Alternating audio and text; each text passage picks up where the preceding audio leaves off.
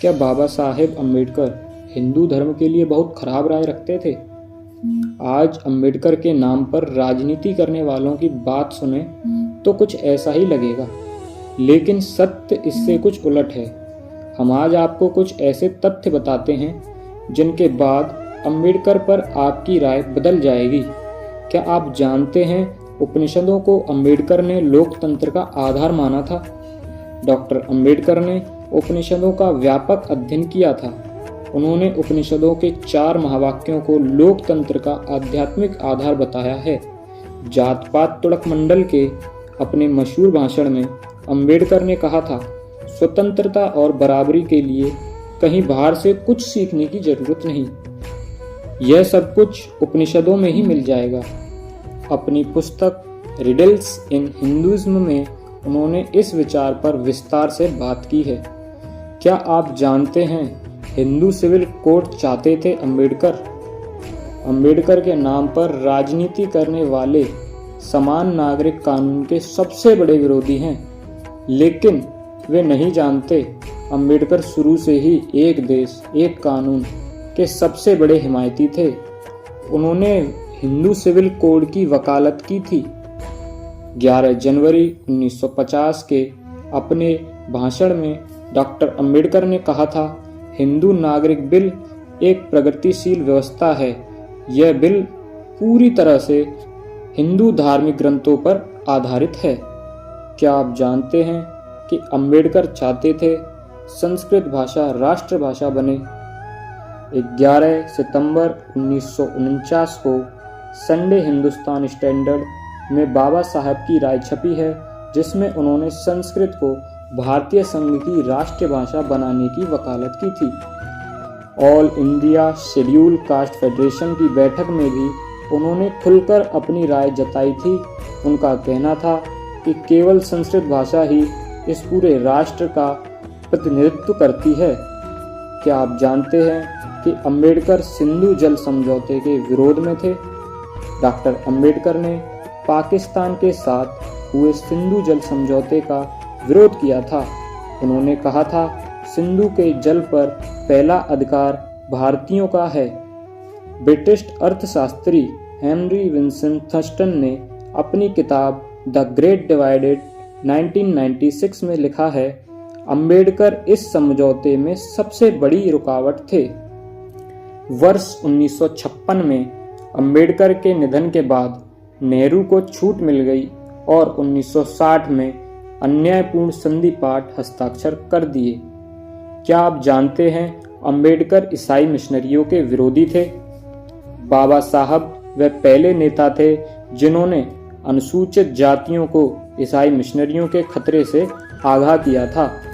Professor Lakshmi Narasu की किताब the essence of Buddhism में उन्होंने लिखा है कि सामाजिक सुधार को ईसाई मिशनरियों का समर्थन सिर्फ इसलिए है कि वो अपने पंथ को फैलाना चाहते हैं। डॉक्टर अम्बेडकर के कामों के संकलन वॉल्यूम 17 में दलितों के एक और बड़े नेता बाबू जगजीवन राम के साथ उनके पत्र व्यवहार में यह बात दर्ज है कि वह ईसाई मिशनरियों को पसंद नहीं करते थे।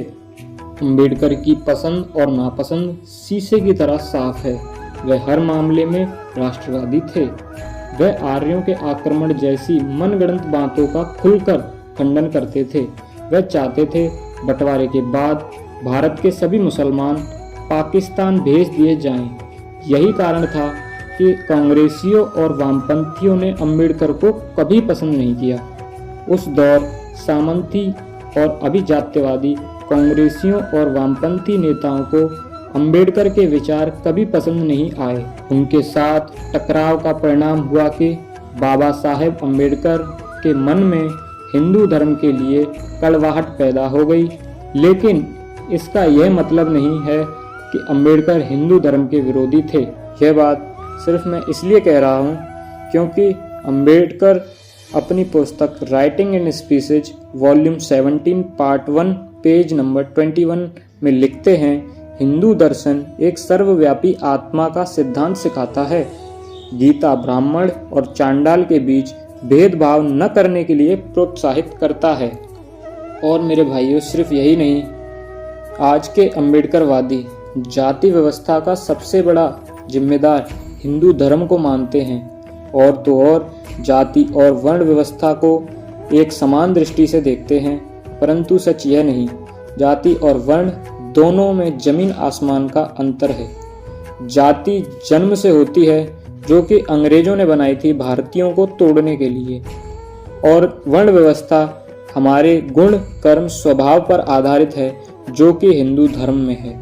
ऐसा मैं इसलिए कह रहा हूँ क्योंकि डॉक्टर अंबेडकर अपने संपूर्ण वांगम के खंड 1 पेज नंबर 69 में लिखते हैं कि जाति का आधारभूत सिद्धांत वर्ण के आधारभूत सिद्धांत से मूल रूप में भिन्न है। न केवल मूल रूप से भिन्न है, बल्कि मूल रूप के परस्पर विरोधी भी है। पहला सिद्धांत गुण पर आधारित है। तो मेरे भाइयों, यह सारे प्रमाण देखकर मुझे तो नहीं लगता कि अंबेडकर हिंदू धर्म के विरोधी थे, पर हाँ, वामपंथी और जातिवादी कांग्रेसियों की वजह से उनके मन में कड़वाहट पैदा हो गई थी, जो कि स्वाभाविक है। आज समाज में अंबेडकर के विरोधी और समर्थकों में से ज़्यादातर ने अंबेडकर को पढ़ा नहीं, इसलिए समाज में अंबेडकर के प्रति गलत भ्रांतियां फैली। अब हमें इस जाति व्यवस्था और भेदभाव को खत्म करना ही होगा, नहीं तो हिंदुओं के अस्तित्व के लिए यह एक बहुत बड़ा खतरा साबित होगा। समाज को जागरूक करने के लिए अगर यह वीडियो महत्वपूर्ण लगी हो तो कृपया इस वीडियो को हर हिंदू तक पहुंचा देना। मेरे साथ बोलिए, सत्य सनातन वैदिक धर्म की जय। हर हर महादेव।